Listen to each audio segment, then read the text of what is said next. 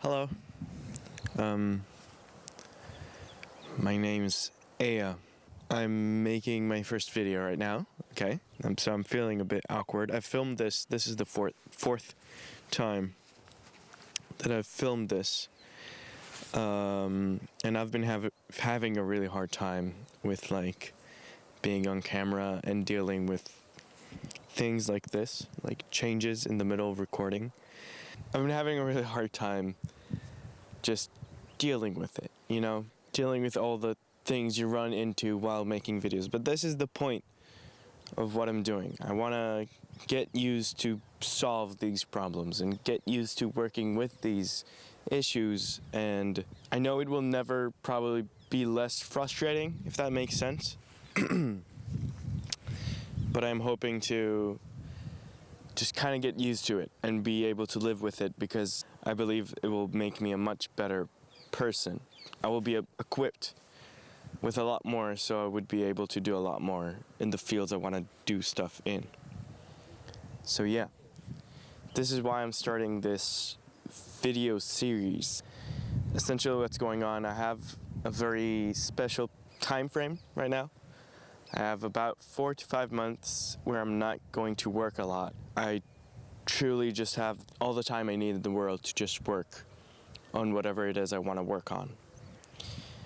So what I've decided I'm going to do to keep myself productive and to get into the, it's kind of like a snowball effect where it's very hard to start from zero. I feel like the more you are into it, the easier it is to do something. So to start this snowball, I'm aiming for a little project. Every week from now on, I want to produce one video. Now, this doesn't have to be a video, okay? I just want to produce one thing. So this could also be a drawing, but not just like a sketch. I sketch a lot.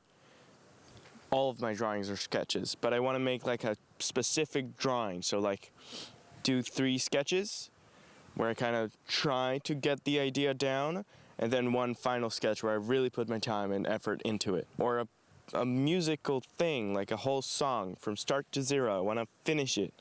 So every week I want to have one project out, finished. And the way I'm gonna adhere to this is by uploading everything, so I feel a little bit contracted. I would feel a bit more pressure if I wouldn't do it. It's not in the sense that I think I'm gonna disappoint anyone, but it's in the sense where I have a deadline, kind of.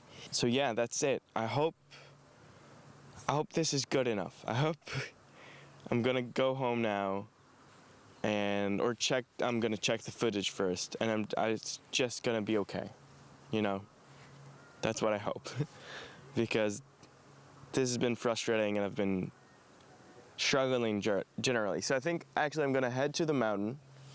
I'm gonna walk a little bit, and I'm gonna find a nice location, and I'm gonna talk a little bit about things I've been thinking about.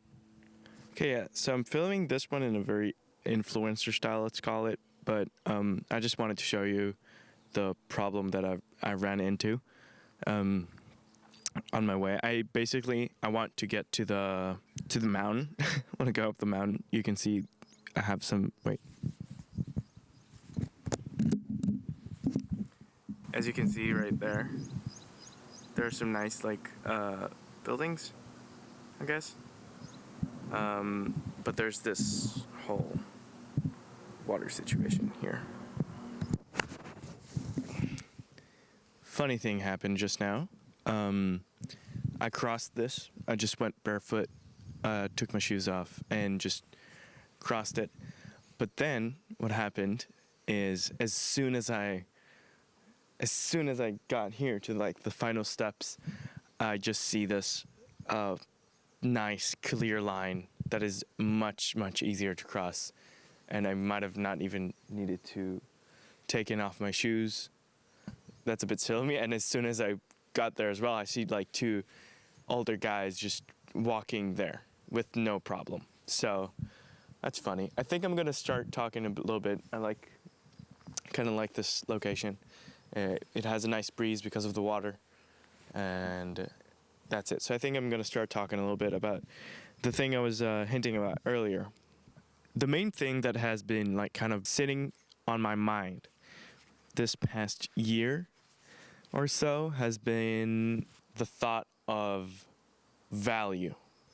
You know how people just measure everything's value subconsciously, right? You look at a mug or a teacup and you say, oh, that's ugly, so it has less value. And immediately, you don't even have to like think about it actively. It just happens in your brain. You think, oh, that's an ugly mug.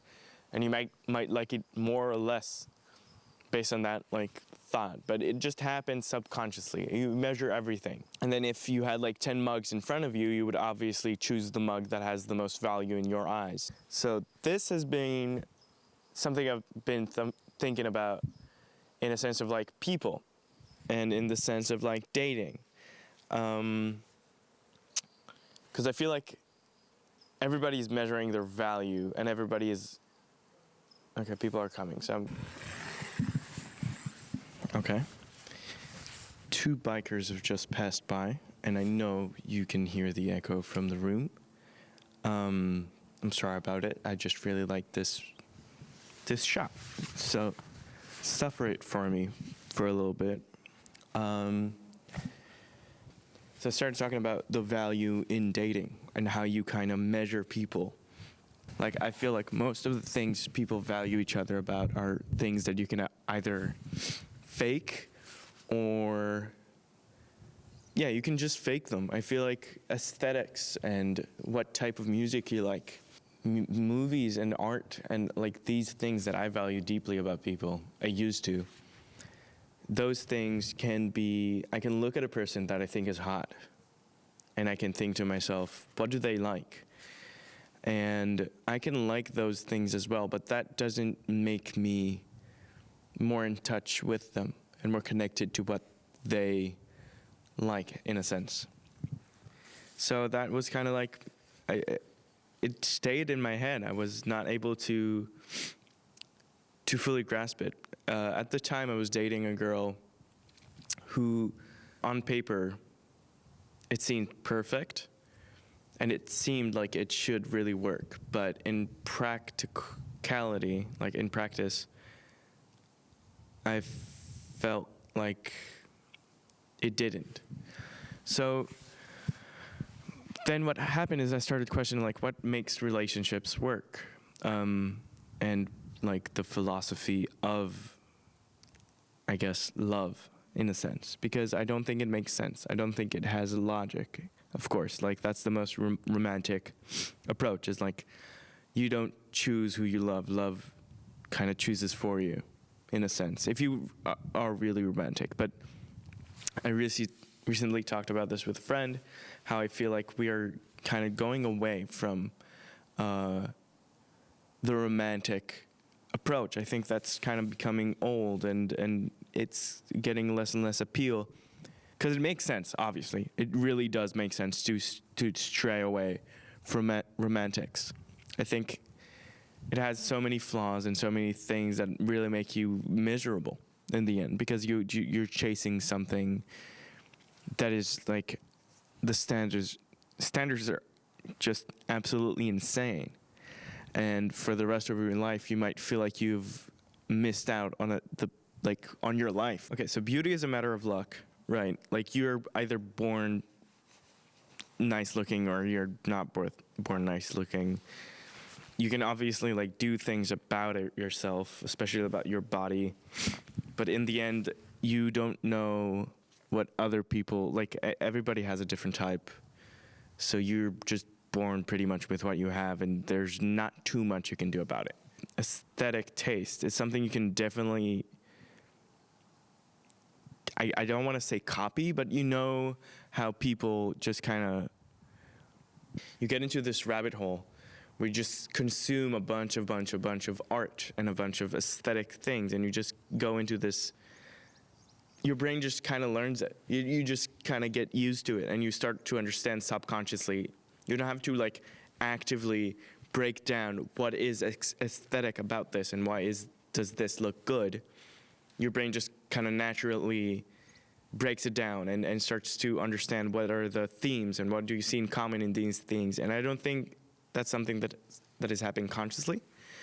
So people just kind of get used to aesthetics, and they kind of learn them, and they kind of it makes it a lot more easier to replicate. And of course you're going to replicate it. Like everybody's replicating aesthetics. You see something nice, you want to do that nice thing.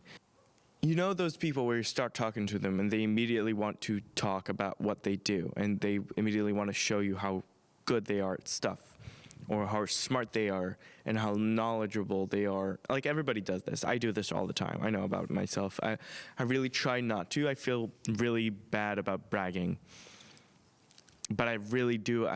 I can't. Like I love bragging. I don't know why. My brain is just obsessed with it. You talk to someone and they tell you about the art they love, and they tell you about how the music they like, but something about it just feel like it lacks something. It feels lacking. It doesn't have the, I want to say confidence, but that's not really it. It's just lacking something. You talk to them and you understand that something there is not right. And what I think it is kind of like there's a lack of understanding nowadays. People don't tend to delve really, truly deep. You have like 1 hour long video essays that go really in depth into specific topics. But in the end, you view them and you say, yeah, I know what you're talking about. So I know this now. I don't have to do it. Like, I know it. But I think there's a very, very, very, very high value. And it's really, really, really effective to really dive into something for a long time. If I consume myself in drawing for a year and I do it every day, I feel like that repetitiveness really allows my brain to get used to drawing and gets used to thinking about drawing, and everything just becomes much easier.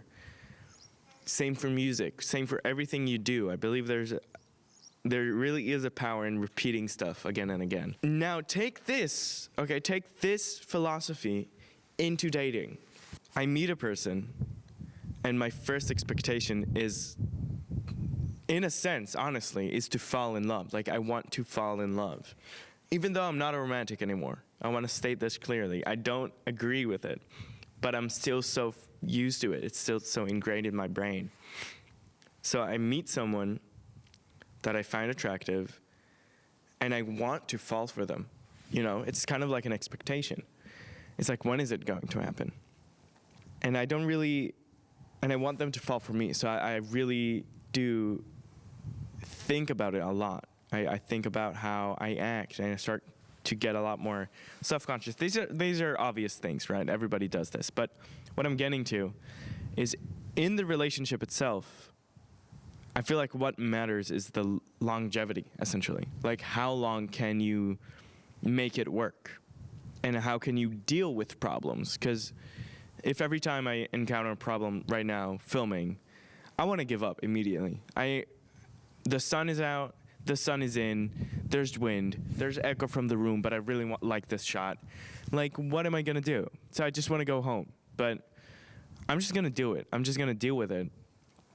And hopefully, if I keep on doing it every day, I get better. And if I don't, then I really am just, like, it's just a failure. Same thing for relationships. But the problem is that my brain is so connected and so obsessed with this idea of love, in the sense that of like obsession. When I don't get obsessed, I feel like I'm not in love. And I think that's really fucked. I think that's very unhealthy. There's no middle ground.